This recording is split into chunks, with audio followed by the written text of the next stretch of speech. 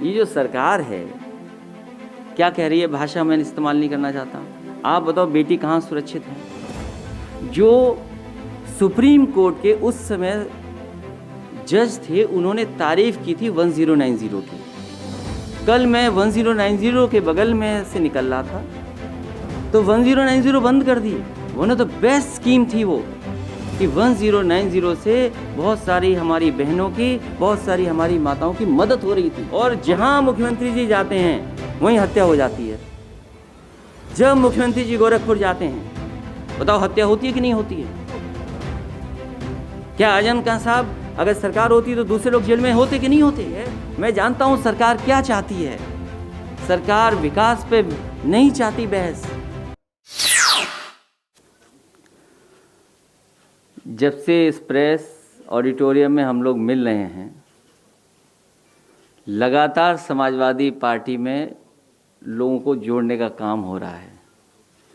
मुझे तो ये लगता है कि ये हॉल बड़ा शुभ है।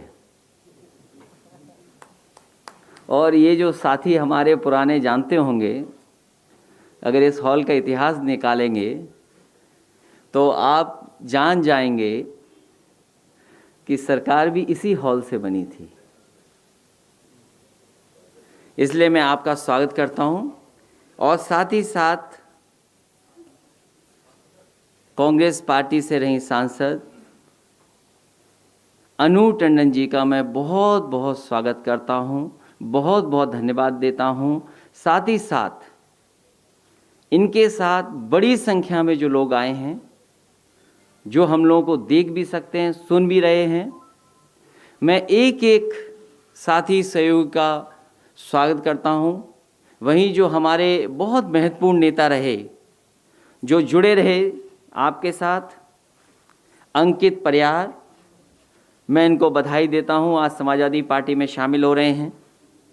शशांक शेखर शुक्ला जी, जो पूर्व में बहुत तैयारी कराते थे किसी दल की, आने वाले समय में हमारे दल की तैयारी कराएंगे।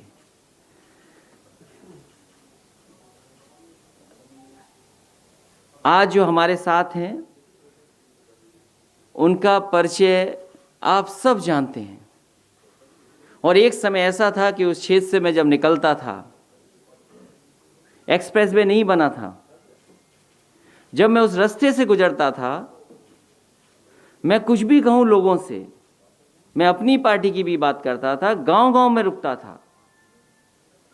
उस समय सबसे पहले परिचय अगर किसी ने मुझे दिया था इनका, तो वो गांव में रहने वाले लोग, गरीब और एक एक उन्नाव के जो रास्ते में मिलते थे, उन्होंने बताया कि असली काम कोई कर रहा है तो वो यहाँ के नेता, यहाँ के अनु टंडन जी सेवा कर रही हैं उनका। मैंने एक बार कोशिश की कि रास्ता बदल करके मैं जाऊं, सफीपुर होकर के मैं निकला, और उस तरफ भी जब जानकारी मुझे उस समय मिली जब आप कोई नहीं सोच सकता था कि कांग्रेस पार्टी यहां से जीत सकती है। एक एक गांव में जहां मैं रुका, और उस समय मुझे याद है एक आम का बाग था, उसके पास मैंने एक बहुत गरीब इंसान से पूछा, क्योंकि जब गाड़ी देख लेता है गरीब तो समझ जाता है कि वही बोलो जो अच्छा लगे इनको। तो थोड़ी देर तक तो वही कहा उसने, लेकिन मैंने उससे कहा कि सच बताओ यहाँ कौन जीतेगा? उन्होंने कहा कि आपकी पार्टी तो नहीं जीत पाएगी, मेहनत कर रही है, यहाँ से अनु टंडन जी जीत करके जा रही हैं। तो सोचिए, इन्होंने उस समय से काम किया। राजनीतिक परिस्थितियां बदली हैं। मुझे खुशी है कि ज़मीन पे काम करने वाली और महिलाओं के बीच में काम करने वाली, लगातार सरकार में हो नहीं हो, सांसद हो नहीं सांसद रहें, लेकिन मदद करती रहें, क्षेत्र के लोगों से जुड़ी रहें, ऐसी नेता हमें मिली है। मैं इनका स्वागत करता हूं, बहुत बहुत बधाई देता हूं। और हमें उम्मीद है कि आपके आने से पार्टी को ताकत बनेगी, ताकत मिलेगी, और यही प्रयास हमारा रहेगा कि अच्छे लोगों को पार्टी से हम जोड़ें। और जब अच्छे लोग पार्टी से जुड़ेंगे तो बहुत सारे समाज के अच्छे लोग ये चाहेंगे कि एक अच्छी सरकार प्रदेश में बने। ऐसी सरकार न बने जिसे पता ही नहीं है कि क्या कर रही है सरकार। उनकी भाषा सुनिए, उनके शब्दों का चयन देखिए। मानने को तो दिव्य शक्ति है उनके पास, लेकिन शब्दों में वो दिव्य शक्ति नहीं दिखाई देती है। ठोक दो जिसकी भाषा हो, तो सोचो प्रदेश को कितने बड़े बदलाव की जरूरत है। इस प्रदेश में एक्सप्रेस वे बने, इस प्रदेश में खुशहाली के रास्ते पर ले जाएं, इस प्रदेश में इंफ्रास्ट्रक्चर का काम हो, इस प्रदेश में एजुकेशन के क्षेत्र में काम हो। आज सबसे जरूरत जो आने वाले समय में हमें लगातार जिसकी जरूरत रहेगी वो हमारी मेडिकल फैसिलिटीज हैं।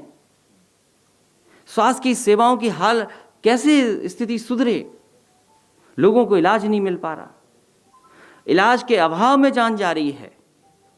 और जितना इस बीमारी ने कंफ्यूजन किया है, दुनिया भर में इस पर बहस चल रही है, लेकिन जिस तरीके से हम लोगों को, आम लोगों को, सभी प्रदेश के और देश के नागरिकों को भारतीय जनता पार्टी ने ऐसे ही छोड़ दिया। और अब तो इस बीमारी का प्रकोप बढ़ता चला जा रहा है। जहां से चली थी बीमारी, सुनने में आ रहा, अखबारों में पढ़ने का मौका मिल रहा है, वो वहां पर और फैल रही है। वहां पहले फैली थी, तब हमारे बीच में आई थी।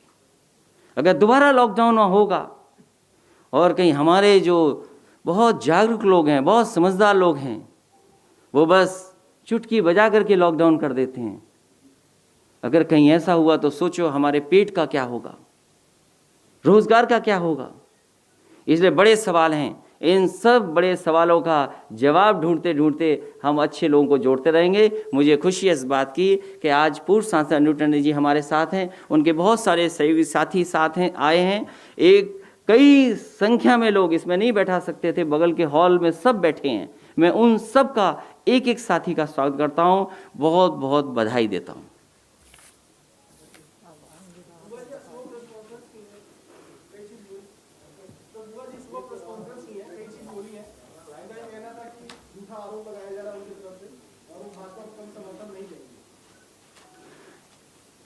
आपसे ज्यादा जागरूक कोई नहीं है,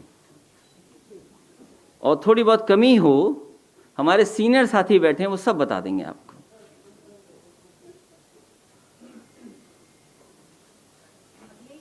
आज मायावती जी ने जिस तरीके से ये कहा कि समाजवादी पार्टी को, क्योंकि वो एंटी दलित माइंडसेट रखते हैं, समाजवादी पार्टी को हराने के लिए हम बीजेपी के साथ जाएंगे। दोबारा जिस तरीके से आज उन्होंने इस बात को कहा, आप किस तरीके से देखते हैं? आज के मैं जिस समय समझौता किया, और समझौते से पहले भी समाजवादियों ने, चाहे नेताजी और उससे पूर्व में जितने भी हमारे समाजवादी नेता रहे, और याद कीजिए मैं पूरे चुनाव में ये बोलता था कि हमारे जो साइकिल के दो पहिए हैं, ये पहिए तभी मजबूत दिखाई देंगे जब डॉक्टर भीमराव अंबेडकर जी की विचारधारा और डॉक्टर राम मनोहर लोहिया जी की विचारधारा दोनों मिलकर के काम करेंगी।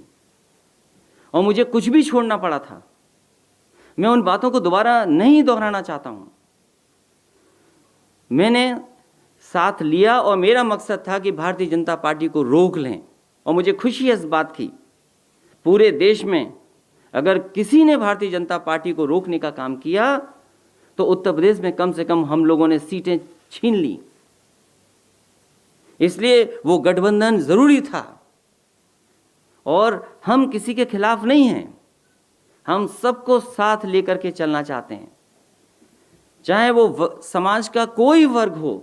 और जब तक हम जोड़ेंगे नहीं, तब तक भारतीय जनता पार्टी का कैसे मुकाबला करेंगे। और जो लोग ये सोचते हैं कि भारतीय जनता पार्टी को हराने के लिए वही ताकतवर हैं, तो संख्या बल भी जानते हैं आप।